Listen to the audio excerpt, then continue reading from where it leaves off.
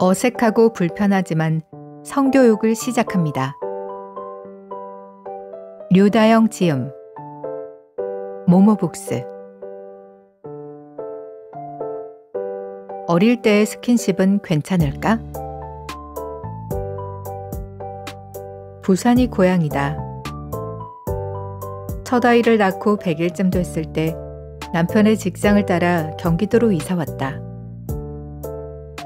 처음 고향을 떠날 땐 걱정만 앞섰다. 혼자 아이를 키울 수 있을까? 아이에게 무슨 일이 생기면 어쩌지? 어디에 도움을 구할 수 있지? 그런 불안함에 이사 온 후 몇 년간은 부산에 부지런히 오갔다. 그러다 아이가 커가며 내 삶과 아이의 삶에 시간이 들다 보니 고향에 내려가는 날이 점차 줄어들었다. 아이를 보고 싶은 조부모님들은 아쉬워하셨지만 어쩔 수 없는 상황이었다. 그러다 만나면 온 몸과 마음으로 사랑을 전해주셨다. 너무 감사한 사랑이나 여기서 불편함이 발생했다. 아이고 내 새끼 왔나? 언제 이렇게 컸노? 이런 말을 들으면 아이들이 엄마, 왜 할머니 할아버지는 나한테 새끼라고 해? 라고 묻는 건 지역 문화 차이로 충분히 설명이 가능했다. 당혹스러움은 다음에 일어났다. 우리 철수 고추 얼마나 컸는지 볼까? 아이고 엉덩이 큰 거 봐라. 라는 말을 하며 갑자기 손이 음경과 엉덩이로 훅 들어갔다. 며느리 입장으로 뭐라 얘기할 수 없어 남편에게 눈짓을 하면 그게 무슨 일이라도 되냐는 눈빛이 돌아왔다. 그런 일이 있을 때면 뒤돌아 아이에게 누구라도 너의 몸을 너의 허락 없이 함부로 만질 수 없어 라는 말을 하며 마음을 다독일 수밖에 없었다. 그렇게 알려주는 게 옳다 생각해 뒤돌아 말했지만 시부모님 앞에서는 말하지 못했다. 며느리라는 입장과 어른의 마음을 이해 못하고 아이를 까탈스럽게 키운다는 눈초리를 받기 싫은 마음은 이렇게 모순적인 행동으로 이어졌다. 아이에게 허락을 받지 않은 이런 스킨십은 무릇 시부모님 세대만의 일은 아니다. 나조차도 아이가 귀여워서, 기특해서, 예뻐서 내가 원하는 때 내가 원하는 방식으로 스킨십을 표현했다. 그런 행동의 기저엔 좋은 의도로 하는 스킨십은 괜찮다. 가족이니까 사랑하니까 괜찮다. 아이에게 좋음을 표현하는 방식은 내가 원하는 대로 해도 된다. 어른은 아이보다 위다. 이러한 여러 이유와 어리니까 괜찮다라는 생각이 자리하고 있다. 첫째 아이가 5살경이었다. 지금은 금연을 하시지만 한때는 흡연가였던 시아버님은 주변에만 가도 담배 냄새가 났다. 오랜만에 본 손주를 품에 끌어안고 볼에 뽀뽀하시던 시아버님을 아이가 온몸으로 거부한다. 순간 당황해 받아 안으며 대충 얼버무리며 아이를 달랬다. 나중에 왜 그랬냐고 물어보니 아이의 말. 할아버지한테는 담배 냄새 나서 싫어. 당시엔 이 말을 할아버지 앞에서 하지 않은 게 어디냐 하며 안도하고 넘어갔다. 상황을 모면하고 귀가하는 길. 다음엔 어떻게 할까 남편과 이야기 나눴다. 다음엔 아이의 마음을 먼저 물어보자는 쪽으로 결론을 내렸다. 드디어 할아버지와 다시 상봉하는 날이 왔다. 만나기 전 아이에게 물었다. 다영아, 오늘도 할아버지가 뽀뽀하면 어떡할 거야? 담배 냄새 나면 싫어. 그래도 할아버지는 다영이가 너무 좋아 안고 뽀뽀하고 싶어 하실 것 같은데 어떡하면 좋지? 그래도 싫은데. 그럼 다영이는 할아버지가 어떻게 하면 좋겠어? 손잡는 건 괜찮은데 뽀뽀는 싫어. 아이의 의견을 물어보고 도착한 집. 아버님은 어김없이 아이의 얼굴을 바로 손으로 잡으셨다. 이때를 놓치면 안 된다. 내가 미움을 받더라도 아이의 의견은 반영되어야 했다. 그래야 아이가 건강하게 자란다. 얼른 아이 옆으로 가 아버님께 말했다. 아버님, 다영이가 이제 제법 커서 할아버지와 악수하고 싶다고 하네요. 인사의 흐름은 살짝 끊겼지만 아이는 악수와 웃음으로 인사를 대신했다. 어른들이 반가운 마음에 하는 건데 괜히 불편한 소리를 하면 분위기 이상해질 것 같아. 나도 그랬는데. 같은 생각이 아이의 불편함을 지켜만 보고 있던 나를 정당화했다. 그러나 이제는 안다. 아이가 싫어하고 힘들어한 건 할아버지가 아니라 할아버지의 몸에서 풍기는 담배 냄새라는 것을 말이다. 하지만 그땐 아이가 할아버지의 포옹을 싫어한다는 말이 곧 할아버지를 거부한다는 말로 여겨져 아이의 싫다는 표현을 나조차 받아들이지 않았다. 이걸 알아차리는데 오랜 시간이 걸렸다. 알아차리고 나니 아이를 대신해 시아버지께 오해하지 않게 말할 수 있었다. 이런 상황은 아이가 어릴 때만 벌어지지 않는다. 둘째 아이가 중학생이 됐다. 어른들과 한 공간에 함께 있는 시간보다 각자의 휴대전화를 들고 방에서 휴식을 취하는 시간이 늘었다. 그날도 8시간의 이동거리로 녹초가 되어 방에서 잠시 쉬고 있었다. 첫째 아이와 나는 앉아 있고 둘째 아이는 우리를 보며 엎드려 휴대전화 삼미경이었다. 시어머니가 들어오시더니 둘째 아이에게 다가가신다. 그러고는 많이 컸네 하는 말과 함께 착착착 소리가 들린다. 무슨 소리인가 돌아보니 엎드린 둘째 아이의 바지 속 팬티까지 들어올려 엉덩이를 두드리고 계신다. 그 상황을 나와 첫째 아이가 봤다. 둘째 아이 엉덩이까지 다 보게 됐다. 순식간에 일어난 일이라 정적이 흘렀다. 내가 할 수 있는 조치를 취해야 했다. 어머니, 그러시면 안 됩니다. 애 다 컸어요. 웃으면서 하는 말이었지만 시어머니로선 당황스러울 수 있다.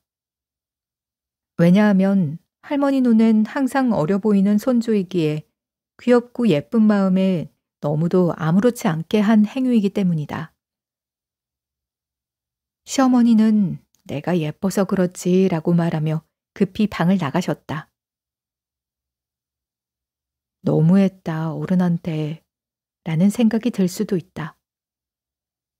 하지만 우린 사람과 관계에만 초점을 맞추는 게 아니라 그 상황을 봐야 한다. 즉, 대상이 아닌 상황을 알아차려야 한다. 어린아이에게 포옹과 스킨십을 할 때, 중학생에게 궁디팡팡을 할 때 할아버지와 할머니는 아이에게 어떤 의견도 묻지 않았다. 상대에게 묻지 않고 자신이 원하는 행동을 의지대로 하는 건 잘못된 것이다.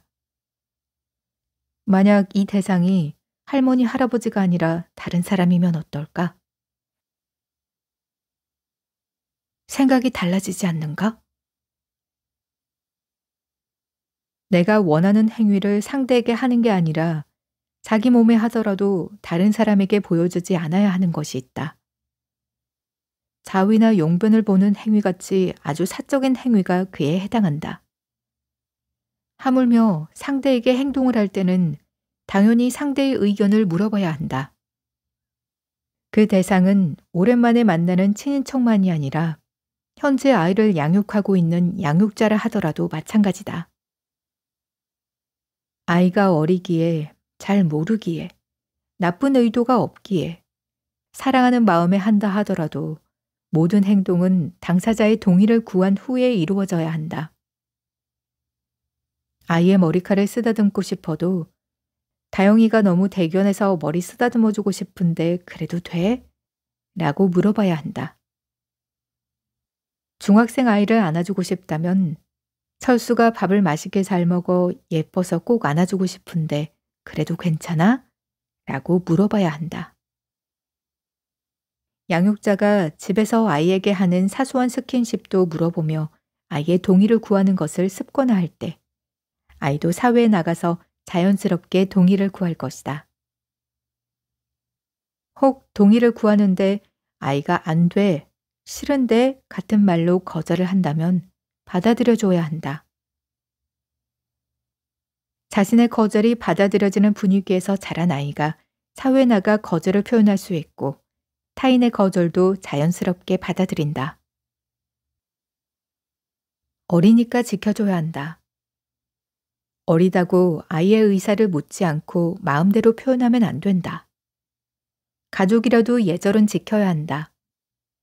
가족이니까 더 지켜줘야 한다. 예쁘면 예쁘다고 말로 표현해도 충분하다. 의도가 좋다고 모든 것이 긍정적으로 해석되진 않는다. 그러니 어리니까, 엄마니까, 아빠니까, 가족이니까 괜찮다는 말로 아이에 대한 무례를 포장하는 건 이제 그만하자. 건강한 어른은 아이를 한 인격체로 존중한다.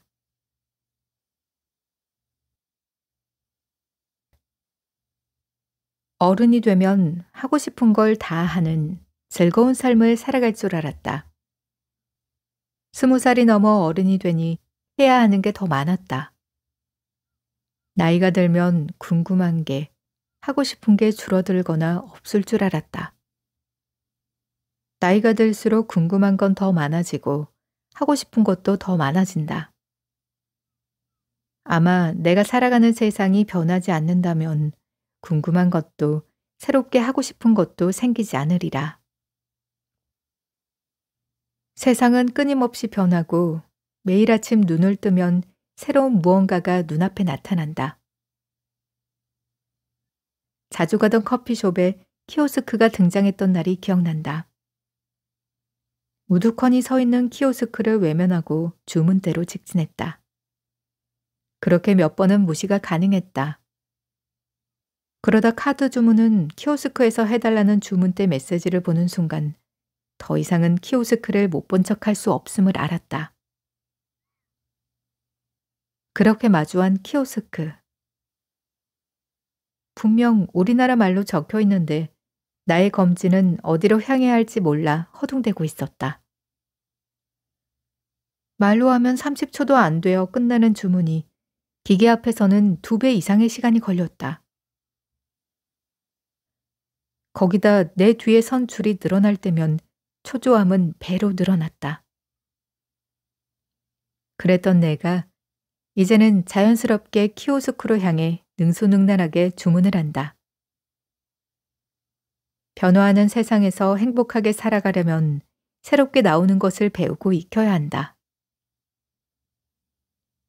새로운 것은 낯설고 어색하다. 모르는 것이기에 두렵고 불안하기도 하다. 하지만 배우고 익히는 준비 과정을 거치면 언제 불안했냐는 듯 너무나 편해진다. 낯설고 어색한 것을 하기 위해선 준비 과정이 필요하다. 성교육도 마찬가지라 생각한다. 아이와 성에 관해 자연스럽게 이야기하고 교육하기 위해서는 준비 과정이 필요하다. 아이에게 교육하고 싶은 성을 나는 어떻게 생각하는지, 어떤 방향으로 교육할 것인지, 어떤 언어로 전할 것인지 준비해야 한다. 간단한 준비는 어색하고 불편한 성교육의 시작을 편안하게 만들어줄 것이다. 물론 준비를 단단히 해도 계획한 대로 안 될 수도 있다. 그렇기에 가장 중요하고 기본이 되는 것부터 자연스럽게 익숙하게끔 만들어야 한다. 그래야 중간에 예상하지 못한 것이 툭 튀어나와도 덜 당황하고 포기하지 않는다. 아이를 존재 자체로 사랑하고 존중하는 마음. 그 마음을 전하는 긍정의 언어가 그에 속한다. 존중의 마음과 긍정의 언어를 단단히 단련해서 나의 것으로 차곡차곡 채운다면 아무리 당황스러운 상황을 마주해도 꺾이거나 무너지지 않을 것이다. 아이 양육의 최종 목표는 아이의 자립과 독립이다. 아이가 건강하고 행복한 성인으로서 독립적인 삶을 살아갈 수 있게 양육자가 도와야 한다. 양육의 과정에서 아이가 방황하고 흔들릴 때, 도움을 구하면서 손을 뻗을 때, 그 손을 잡아주는 이가 되어야 한다. 그러기 위해 당신이 흔들리지 않고 단단해지면 좋겠다. 아이를 존재 자체로 사랑하는 마음 그대로, 자신도 존재 자체를 사랑하는 마음으로 그득히 채우면 좋겠다.